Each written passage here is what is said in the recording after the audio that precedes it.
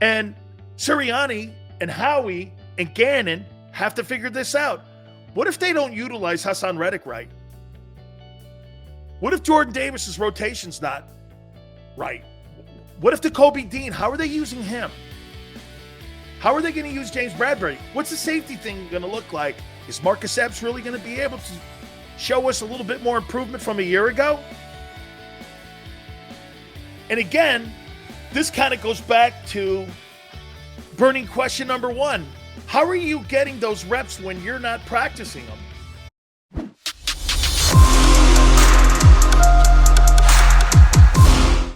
Here are my 5 burning questions now as we get ready for training camp next month. Out of OTAs. And I want to get your sense on this here. The Big Sil's 5 burning questions for the Eagles after OTAs. Number 1,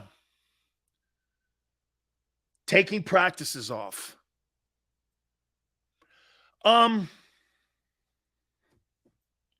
They're rolling with this. They had marginal success with this last year. And what I mean by that is this. Yes, they were healthy. Didn't matter. They didn't beat any team that was successful or a team with a winning record or a team that mattered. They were healthy, though. And when they got into the playoff game, they still got killed. And in 2017, they were a mass unit and won the Super Bowl. Which would you rather be? Prepared? With depth? Or this cockamamie way of going about practicing?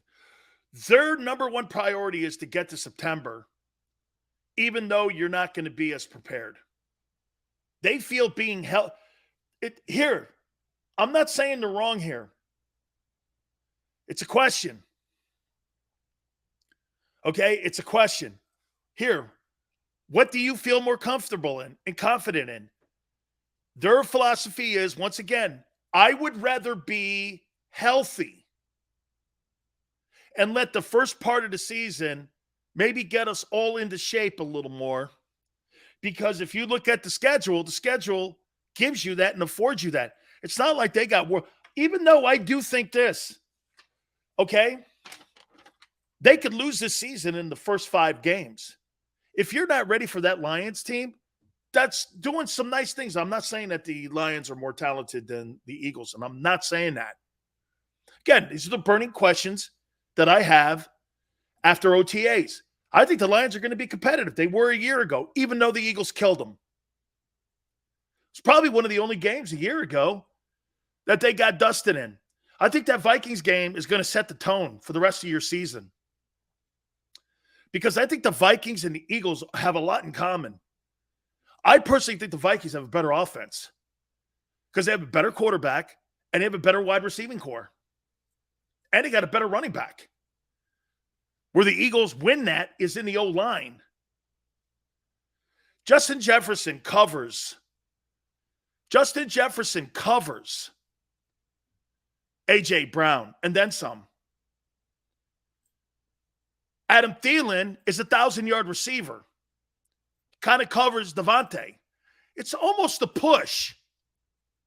The running back is 10 times better than Miles Sanders. Dalvin Cook is better.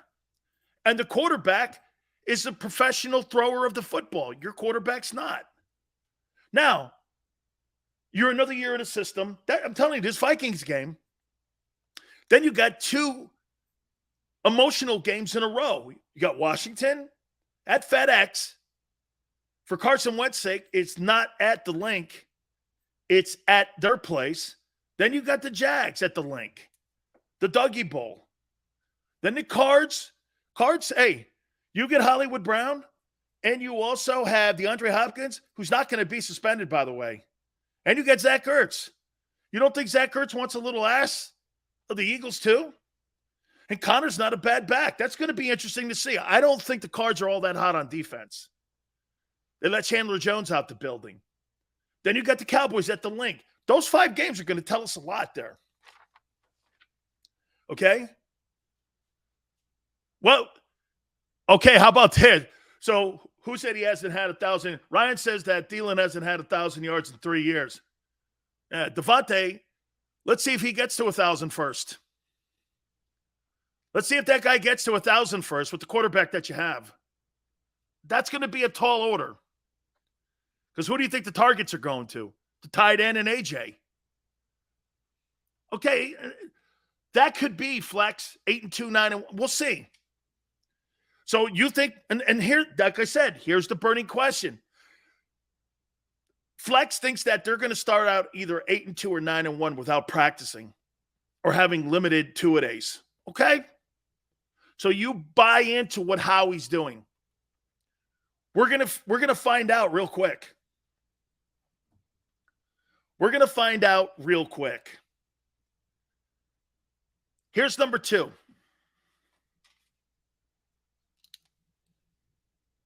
How will the new guys fit in? I just got through talking to you about Steve Kerr, how he took Wiggins and how he made all of that work with Poole and all the new players, which Steve Kerr did. Now, look, I'm going to tell you, I get 53-man roster versus an NBA roster, plugging a couple guys in. Yeah, but, it doesn't always work. Look at Brooklyn. Okay? Look at what they tried to do in Houston prior to James Harden leaving. They tried to put all the pieces around James Harden. Look what they tried to do at Oklahoma City. Doesn't always work.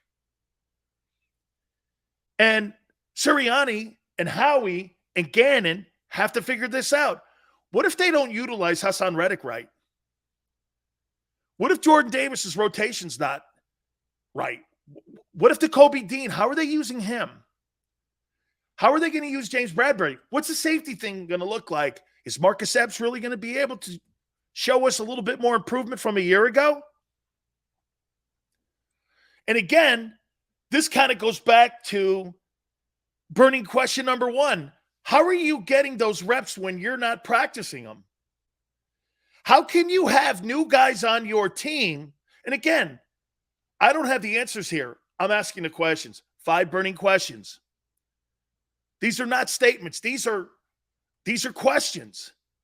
If you're not practicing and you have new pieces to put into your offense and defense, how's that working? If I go out and practice for 50 minutes, did you see what has happened here with who are the teams? Here, who are the teams that got fined?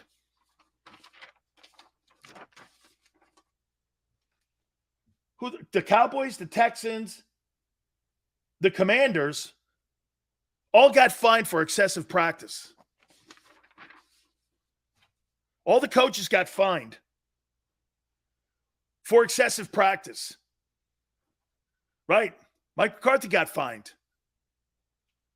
These guys are going through contact drills, whereas the Eagles are in helmets and shorts, and they're talking bullshit to us, telling us the players are getting better. These guys are in full contact almost. Those are more quality reps than what the Eagles are doing. The Eagles are going around, again, I'm adding an opinion in it when I should be keeping it more of a question here. Cowgirls, Mike McCarthy canceled 2 of their 3 practices. Yeah, Philip, because he got fined and because they were going too hard in the other ones. And they were told to stop those other 2. They would have continued to have those practices. They didn't do it voluntarily. So you're not actually like completing the end of the sentence. They had to can those 2 because they were told by the league and by the NFL Players Association they had to. Mike, I think Minnesota's going to be a really good football team this year. I want to see the new coach, though. We also got joint practices with 2 other teams. Again, Flex, it's just a comment. Okay? It's a comment here. It's not an indictment. It may work out. Hey, you guys are going to remind me of it. You guys are clearly going to remind me of it. Sills, it worked. You're wrong. Okay? There will be live contact. I'm not saying there's not. Other teams are going to do more work. It's just common sense. Okay? It's common sense. If I work harder at digging a hole and I have to get to a certain point and I have to go 6 feet, you dig 1 feet every day. I dig 5 feet every day. I'm going to get to my task quicker. I'm going to get there and what I need to accomplish. We'll see. The Rams don't have intense practices and they won the Super Bowl. How do you know that? Okay. Plus, there's veteran Super Bowl winning players on that team. Okay. Eagles have them too, but not at your skill positions. Actually, if you think about it, hey, how many years has Miles Sanders been on the football team? Was he on the 17 team? Let me ask you something there. Was Sanders on the 2017 team that won the Super Bowl? Was he on that team? Tone knows. Okay, so you don't have one offensive player that's experienced a Super Bowl in your huddle. Is that correct? You don't have one player in your offensive huddle that's a skilled player. Skilled players are wideouts, running backs, and quarterback that experience Super Bowls. There's no experience. Zero. Greg Ward, congratulations. We found a guy. Kelsey and Lane are not skilled players.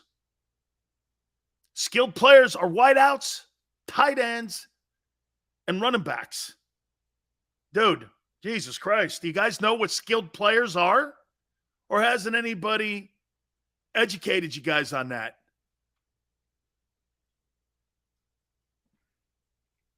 Here's number 3. Will the depth chart change? Right guard will be interesting to watch this year and how they handle that. It's going to be interesting to see what they do with Jalen Reagor if he ends up making the ball team. What's Quez Watkins' role going to be? To me, I think the other questions are in the depth chart on Jonathan Gannon's side of the ball. I would say this to you. Do you guys agree? What's the more complex problem? It's a good one. Okay? Tavern, that's not what they called skilled players, O-linemen. Wideouts, tight ends, running backs, and quarterbacks. Those are skilled set people. Do we agree? Do we agree that the bigger challenge for the depth chart is going to be how they rotate? I think it's going to be pretty interesting to see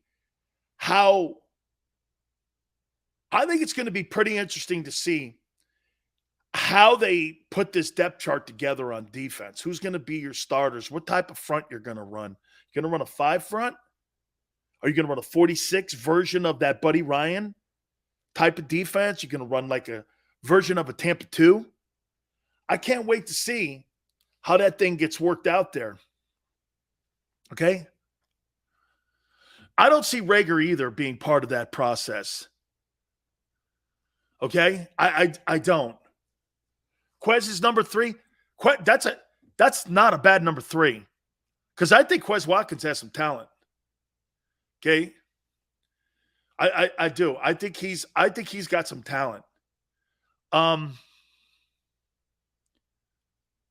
Philip thinks that Jalen Reagor will be gone after camp starts. I don't know.